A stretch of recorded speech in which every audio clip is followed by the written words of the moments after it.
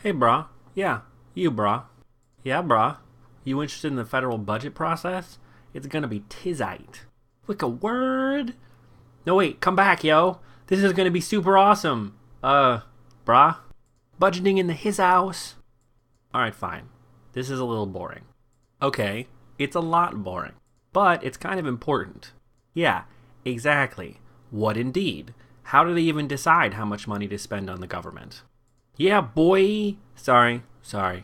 To get a budget for the federal government, the first step is for the president to submit a budget request to Congress. The president starts with the budget requests which come in from the various agencies like FIBI, SIA, EPA, and DOE. I think I'm saying those right. The president has the final say on what the agencies get. Even so, you often have situations where the president, the heads of the agencies, and Congress have different ideas about how much money should be spent on each thing. The president's budget request is due, by law, to Congress on the first Monday in February, so everyone needs to be in line by then. The request needs to explain how much money the president wants to spend, how much money the government will take in, and what deficits that will leave over if the money in isn't more than the money out. If there's a deficit, the government needs to borrow money to cover the difference, which has been going on 38 of the last 42 years. Right now, the deficit is over $1 trillion and the total federal government debt is over $16 trillion. The budget is for the fiscal year, not the calendar year, so it runs from October 1st to September 30th.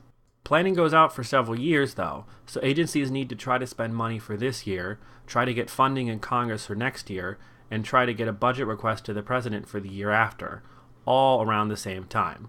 This means a lot of guesswork about the future and how things will be changed by the timing of the inevitable robot apocalypse. Once the president turns in a budget request, Congress gets to work like a smoothly oiled machine. Ha! Just kidding, it's a disaster. In theory, Congress is supposed to have a budget passed by April 15th, but that never happens. It's funny that the deadline is tax day, almost like they want one day they can enjoy the giant piles of money before they all get sent out again to pay the bills. In an attempt to keep themselves on deadline, Congress isn't allowed to consider any laws about spending or taxes until they either pass a budget resolution or it gets to be April 16th. They also aren't allowed to take more than a 3-day break unless the bills authorizing spending have passed the House of Representatives. As we will see later, this makes almost no difference. The bills authorizing the spending of money are called appropriations bills. The federal government cannot spend money without appropriations, which is why Congress is supposedly the most powerful branch of the government. Despite all these rules, Congress didn't actually pass a budget resolution in 1998, 2002, 2004, 2006, or from 2009 to now. The law they passed, which ended the debt ceiling fight, did have caps on spending for 2011 and 2012, but otherwise they just passed individual appropriations bills to keep the government funded. Everything in Congress is done by committees. There are 3 types of committees. Oversight committees look after the agency or subject area and offer comments on the president's budget proposal.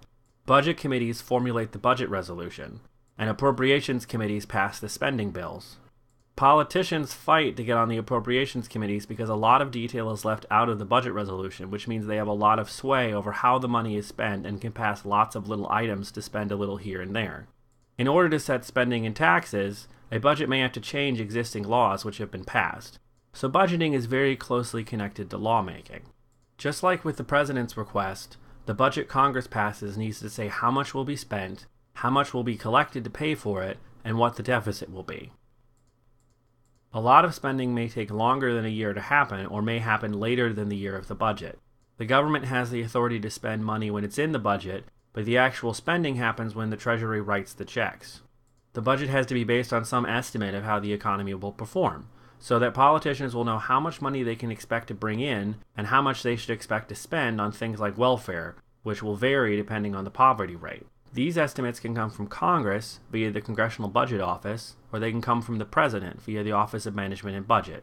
The two do not always agree. The congressional estimates are updated later in the year in case some major event changes things. Once the budget committees create a resolution, then everyone in the House or Senate can vote on it and try to get amendments, meaning changes, like getting funding for some project that they want. There are procedures in place to limit the number of amendments that can be considered so they don't debate everything until the end of time.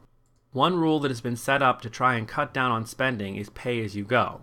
This means that every increase to an entitlement program, where the government gives money to someone, and every tax cut should be offset by some spending cut somewhere else. Of course, they can also override that requirement with a vote. Try to guess how often that happens. And there you have it.